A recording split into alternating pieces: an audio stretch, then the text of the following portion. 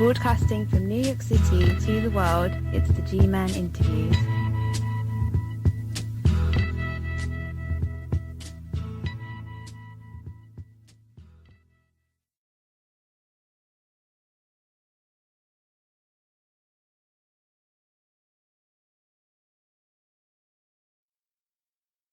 Welcome. William Loren Katz is the author of Black Indians, A Hidden Heritage, and 40 other books on African American history. His books have won awards, and his research, writing, and lectures have earned widespread praise from noted scholars such as John Hope Franklin, Henry Louis Gates Jr., John Henrik Clarke, Howard Zinn, Alice Walker, and Cornel West, to name a few. He is an acclaimed lecturer who has spoken at more than 50 universities and dozens of museums and libraries. The renowned historian joins me to discuss the original version of his book and its revised edition, both of which are available on Amazon.com. It's an honor to welcome you to the show, Mr. Katz. Pleasure to be on with you, Gary. Let me begin by asking, what served as the catalyst for writing Black Indians? Well, I'm laughing because it's a kind of long story, and I have to make it short. I was a high school teacher, 14 years, New York City, and in Lower Westchester. And I also grew up in a household in which my father, during the Great Depression, acquired an enormous interest in jazz music and blues. And he began to collect records, and he was politically active, so he tried to help organizations like the United Negro and Allied Veterans of America raise money through running jazz concerts and so on. So I was a kid who also went to sleep listening to jazz music and woke up because my father was very interested, not just in the music, but who the heck made this, he said, with books he gathered on African American history. So I came with that. And when I went into teaching after getting my bachelor's and master's degree, I've found, of course, the schools did nothing about it. Matter of fact, I had to bootleg material into the classrooms. And Black Indians specifically, of my 40 books, grew out of a book I wrote called The Black West, which fascinated me because, like any kids growing up in America at that time, I'm fascinated by Westerns.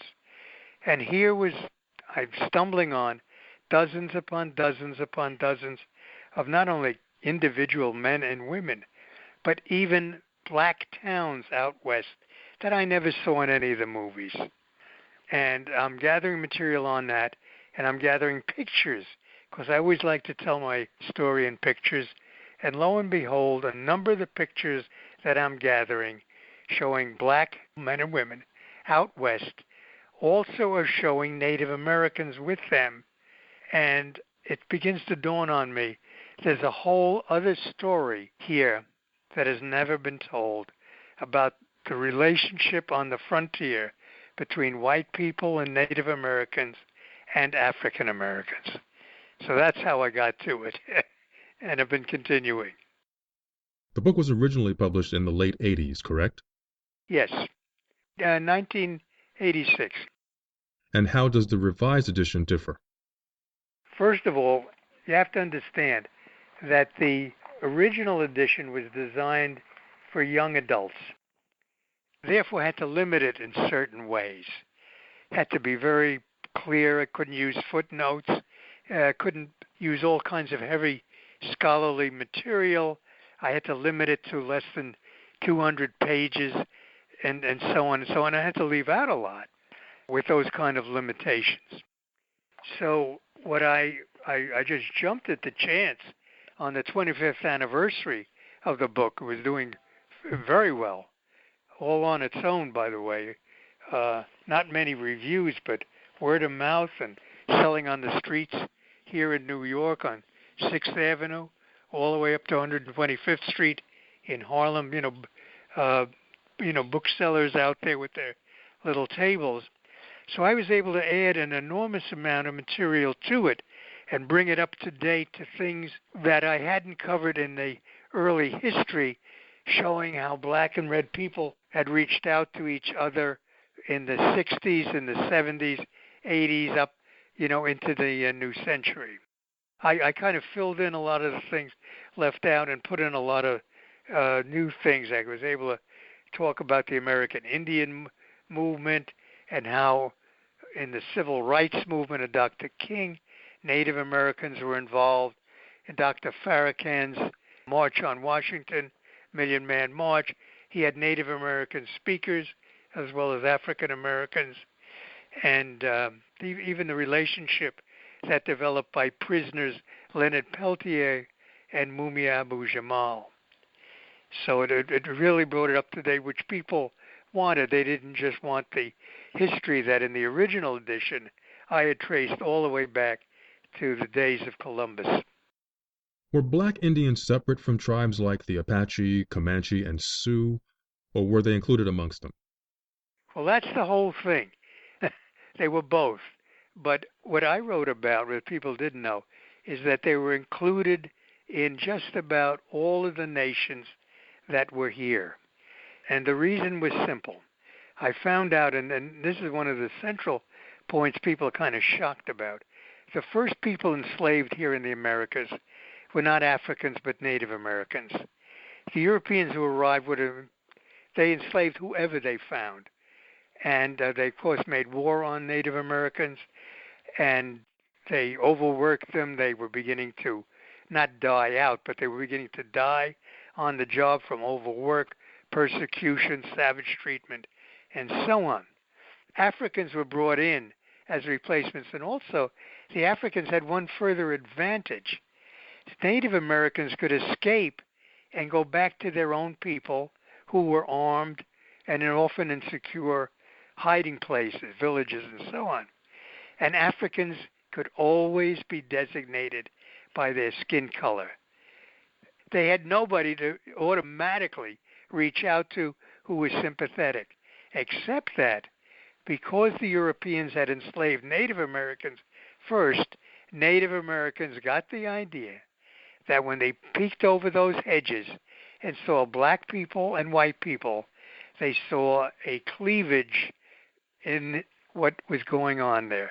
Black people were working, they were oppressed, they were unhappy, and white people were profiting from them, taking advantage of them, and so on. So it doesn't take too long to put together the idea that the enemy of your enemy is your friend. And that's how it developed. And I trace it back to 1502, when Governor Ovando of Hispaniola, the island of Haiti and Dominican Republic today, found his Africans were escaping to Native Americans, and he wrote to King Ferdinand as he set out in search of them, and never could be recaptured. And I found in those 3 or 4 words his saying that something is going on out there beyond the Spanish settlements. Something is going on. Native Americans are taking them in, and which is exactly what I found as I researched it, and they were becoming sister and brother, husband and wife, mother and father, so on. In what part of the country were they primarily located? Yeah, that's a very important question. It was primarily east here along the eastern seaboard, along the 5 civilized, they were called civilized, nations of the southeast.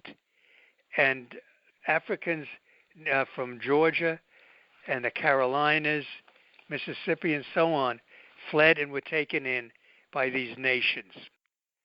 And particularly in the Seminoles, well, the Seminoles are the largest concentration that I've found of black Indians, because Florida was originally settled primarily by people of African descent who fled bondage in the Carolinas and headed south to live their own free life. And around the time of 1776, the American Revolution, the Seminole people among the Creek Nation, fearing some kind of unjust treatment, broke from the Creeks, headed south, and the Africans took them in. And the Africans who took them in were from Senegambia and Sierra Leone, Africa, and they taught the Seminoles methods of rice cultivation that they had learned in their African homeland. And on this basis, the two peoples of color formed a agricultural and military alliance that fought slave catchers and held the United States Army, Navy, and Marines at bay for 42 years. They got along fine. Every effort was made to crack that alliance. It held up. It was the longest and most sustained and bloodiest battle against Native Americans until that time in American history. Were they easily distinguishable from slaves in the U.S.? Well, they were distinguishable by color, but the important thing is that when the two people began to meet, they found something else that was just fascinating. They found that they had a lot in common. They were both spiritual, and they believed the environment was part of both of their lives, and they should protect it. Mountains and hills represented spirits and divinities. People, animals, and plants carried life's messages. Religion was not just for Sunday, but a matter of daily reflection. That was distinctly different from what either people had in comparison to the Europeans. And this brought them together. They wanted to live harmoniously with nature, accepted economies that stressed cooperative subsistence agriculture rather than competition and a search for gold and wealth at each step.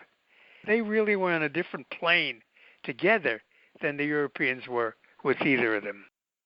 You had slaveholders who found that the people who worked for them and who they enslaved had escaped. They went into Indian villages. They sometimes could distinguish who they were, but they also tried to lay claim to whoever in the village looked like he was of African descent.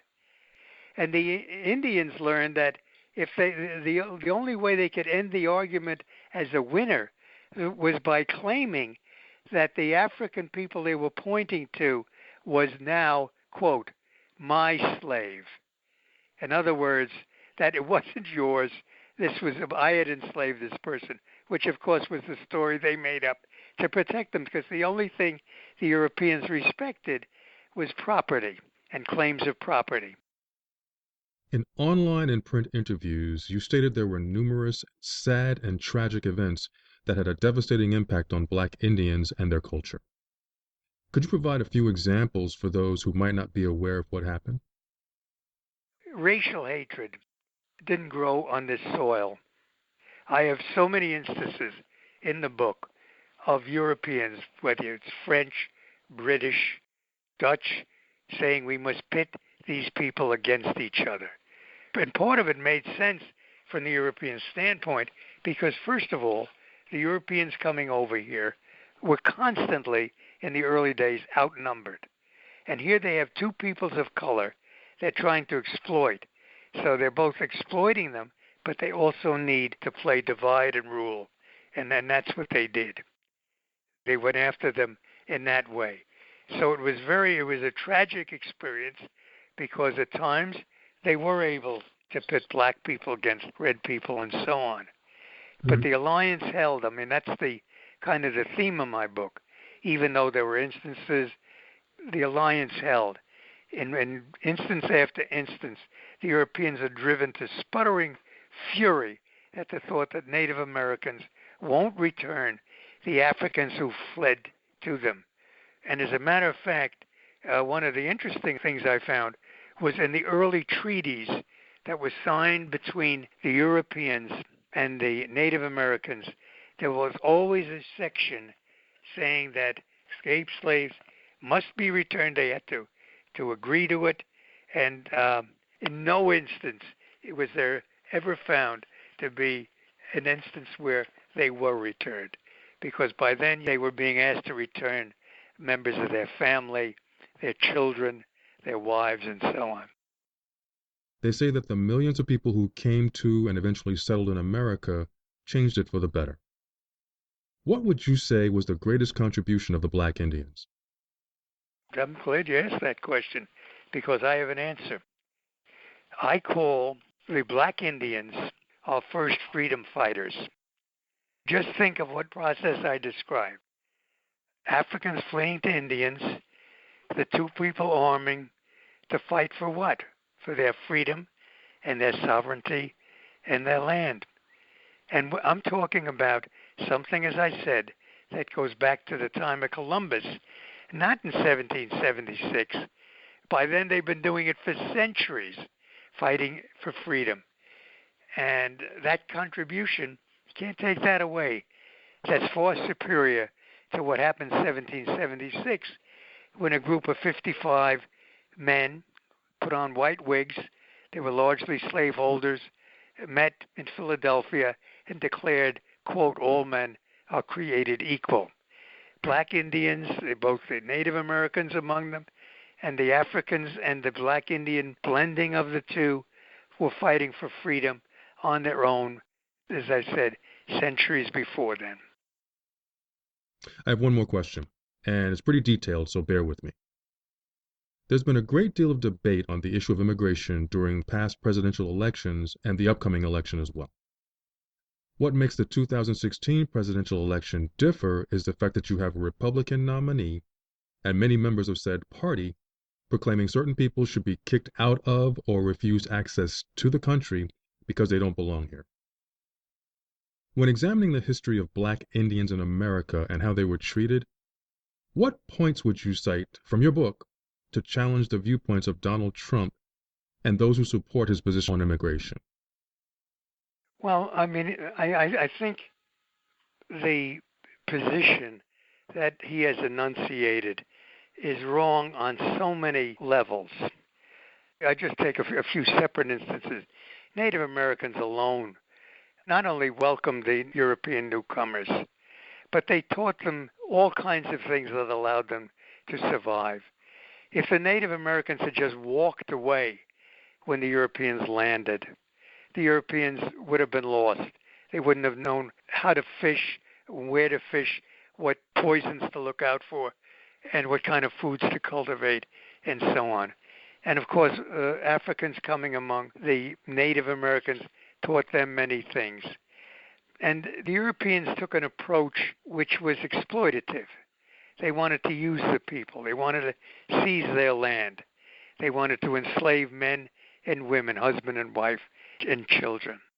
And the Europeans who came, as I said, also planted this racial prejudice, which kind of continued on to the industrial era, when the immigrants who were here, some of whom had made some money, were willing to exploit the new immigrants coming in, try to break their unions, deny them entrance. We have a long history in this country of denying entrance to people of Asian stock. We kept out the Chinese with an Exclusion Act in 1882. 1907, we kept out Japanese coming here through a gentleman's agreement.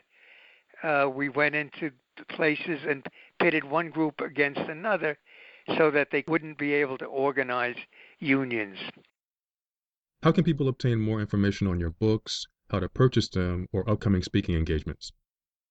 I have a website, and in my website, people will find excerpts from my 40 books, in particular on black Indians, pictures, documents, and so on, articles that they can read for free. And also, I think there's a link there to Amazon or places you can order my books. I would just add one little thing, though. You had mentioned early on about the new edition of Black Indians. Please, anybody wanting to order the book should make sure they order the new edition. It's far more complete, has much more in it, including pictures, and includes a lot of things more in the current period that they'd find interesting. It's been an absolute pleasure having you on the show, sir. Thank you. Pleasure to be on with you. I'm the G-Man, and I thank you for joining me as well. Until next time, stay cool, stay safe, and stay informed.